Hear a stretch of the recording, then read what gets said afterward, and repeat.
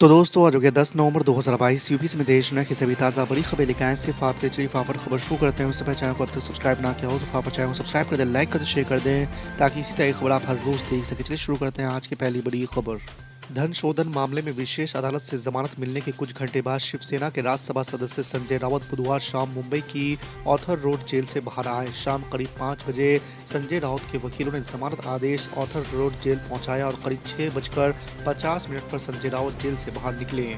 आपको बता दें कि वो करीब 3 महीने से जेल में थे। आपको बता दें कि अदालत ने संजय राउत और प्रवीण राउत को अवैध रूप से गिरफ्तार करने के लिए तीखी फटकार लगाई है। केंद्रीय गृह मंत्री अमित शाह ने बुधवार को देश भर के खुफिया ब्यूरो अधिकारियों के साथ हाई लेवल बैठक की। इस बैठक में केंद्रीय गृह मंत्री अमित शाह ने अधिकारियों को आतंकवाद के साथ ही साथ इसके सपोर्ट सिस्टम से सख्ती से निपटने पर जोर दिया है। बैठक में अमित शाह ने कहा है कि देश आतंकवाद के साथ ही साथ इसके सपोर्ट सिस्टम से भी जंग लड़ रहा है और जब तक हम इन दोनों के खिलाफ सख्ती से नहीं लड़ते तब तक आतंकवाद पर जीत हासिल नहीं हो सकती है।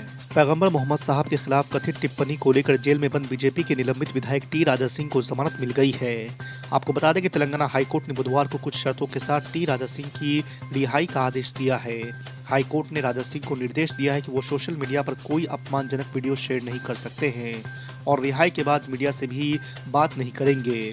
आपको बता दें कि उनकी वकील करुणा सागर ने मीडिया से बात करते हुए बताया कि कोर्ट ने उनकी रिहाई पर जश्न रैली निकालने पर भी रोक लगा दी है। कांग्रेस पार्टी के वरिष्ठ नेता और राजस्थान के मुख्यमंत्री अशोक गहलोत ने बुधवार को कहा है कि राहुल गांधी में वह पूरा दमखम है कि वो अगले लोकसभा चुनाव में प्रधानमंत्री नरेंद्र मोदी को चुनौती दे सके, लेकिन चेहरे का फैसला तमाम विपक्षी पार्टियां मिलकर करेंगी।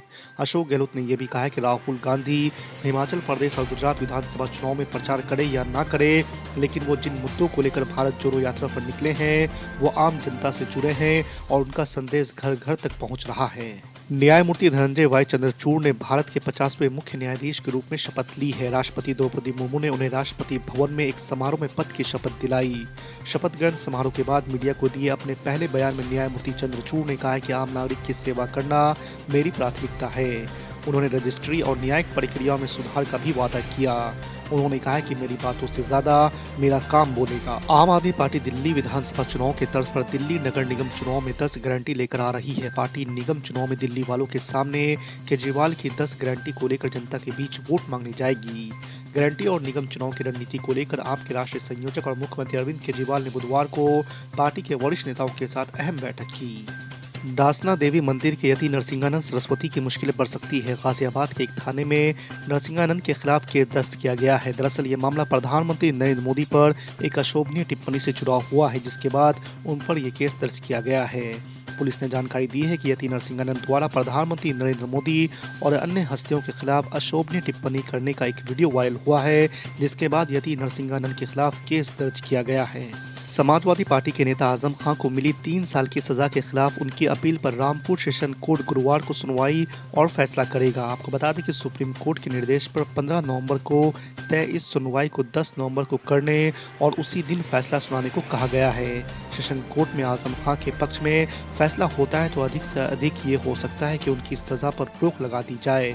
नोटबंदी के 6 साल पूरे होने के मौके पर कांग्रेस सांसद राहुल गांधी ने प्रधानमंत्री नरेंद्र मोदी पर तंज कसा है। कांग्रेस नेता ने मंगलवार को नोटबंदी को लेकर प्रधानमंत्री नरेंद्र मोदी पर निशाना साधते हुए कहा कि ये 2-3 अरबपति दोस्तों को फायदा पहुंचाने के लिए किया गया था। उन्होंने अपने ट्वीट में पीएम मोदी पर तंज कसते हुए पे पीएम लिखा है। आपको बता दें कि प्रधानमंत्री नरेंद्र मोदी ने 8 नवंबर 2016 को अर्थव्यवस्था में भ्रष्टाचार और काले धन की समस्या को दूर करने के उद्देश्य से 500 और 1000 रुपए के नोटों को चलन से बाहर कर दिया था। जम्मू कश्मीर में आतंकवाद से पीड़ित परिवारों को राहत देते हुए गृह मंत्रालय ने बड़ा फैसला लिया है। अब केंद्र शासित प्रदेश के सरकारी कॉलेजों में MBBS और BDS जैसे मेडिकल कोर्सेज में एडमिशन के लिए आतंकवाद से पीड़ित परिवारों के बच्चों को आरक्षण दिया जाएगा। आपको बता दें कि ये फैसला फिलहाल एकेडमिक वर्ष 2022-23 के लिए लागू रहेगा। सामान्य वर्ग के गरीबों को मिलने वाले 10% आरक्षण पर सुप्रीम कोर्ट की मोहर के बाद भी इस पर राजनीतिक घमासान थमता नहीं दिख रहा है। खास तौर पर दक्षिण भारत के राज्य तमिलनाडु में ये बड़ा मुद्दा बन सकता है। राज्य के मुख्यमंत्री एम.के. स्टालिन ने ईडब्ल्यूएस आरक्षण का विरोध किया है और इसे 100 साल की सामाजिक न्याय की यात्रा को झटका बताया है। अब उन्होंने इसके खिलाफ रणनीति बनाने के लिए 12 नवंबर को राज्य के सभी दलों की बैठक बुलाई है। इस मीटिंग में उच्चतम न्यायालय के फैसले के खिलाफ अगले कदम पर विचार किया जाएगा। आम आदमी पार्टी दिल्ली नगर निगम में अपने प्रचार को तेज करेगी। प्रचार तैयारियों को लेकर मंगलवार को आपके वरिष्ठ नेता और उप मुख्यमंत्री मनीष सिसोदिया और प्रदेश संयोजक गोपाल राय के नेतृत्व में आप विधायकों के साथ बैठक की। इस दौरान प्रचार की नई रणनीति पर चर्चा के साथ अभी तक हुए कामों की समीक्षा भी हुई। समाजवादी पार्टी के मुखिया अखिलेश यादव आजमगढ़ लोकसभा सीट गंवाने के बाद पिता मुलायम सिंह यादव के निधन से खाली हुई मैनपुरी को किसी भी हाल में अपने हाथ से नहीं जाने देना चाहते हैं। वो इस सीट को हर हाल में परिवार के पास रखना चाहते हैं, इसमें कोई कसर ना रह जाए, इसके लिए वो तैयारियों में जुट गए हैं। आपको बता दें कि मंगलवार सुबह अखिलेश यादव ने पार्टी के खास लोगों से मुलाकात की और मैनपुरी लोकसभा उपचुनाव को लेकर रणनीति तैयार की।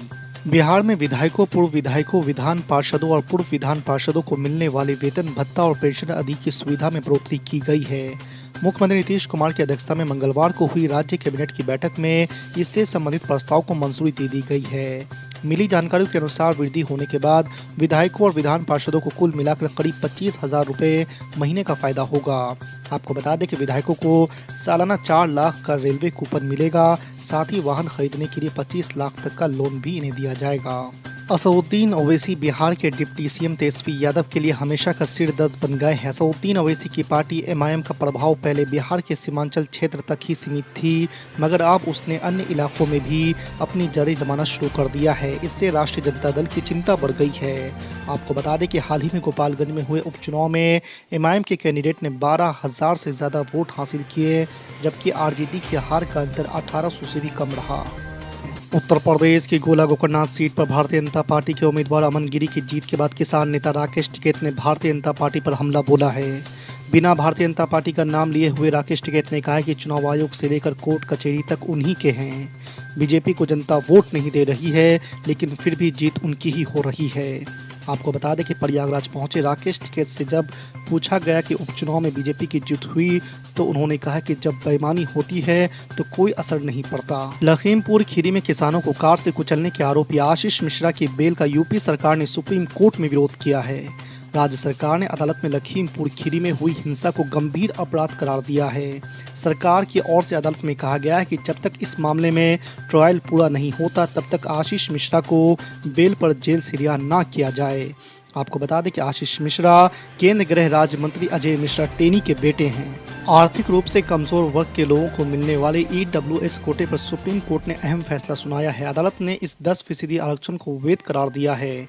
आपको बता दें कि जस्टिस दिनेश माहेश्वरी ने ईडब्ल्यूएस आरक्षण को सही करार दिया। उन्होंने कहा है कि यह कोटा संविधान के मूलभूत सिद्धांतों और भावना का उल्लंघन नहीं करता है। भाजपा विधायक शुभेंदु अधिकारी ने बंगाल में बढ़ते डेंगू मामलों को लेकर केंद्रीय स्वास्थ्य मंत्री मनसुख मांडविया को पत्र लिखा है। इसके जरिए उन्होंने केंद्र से राज्य में डॉक्टरों की टीम भेजने की अपील की है, ताकि राज्य सरकार को गाइड किया जा सके और लोगों की राहत मिले। उन्होंने कहा कि पश्चिम बंगाल में इन दिनों हेल्थ इमरजेंसी की हालत है। शुभेंदु अधिकारी ने ट्वीट करके कहा कि पश्चिम बंगाल में डेंगू का हालत कंट्रोल से बाहर जा चुका है।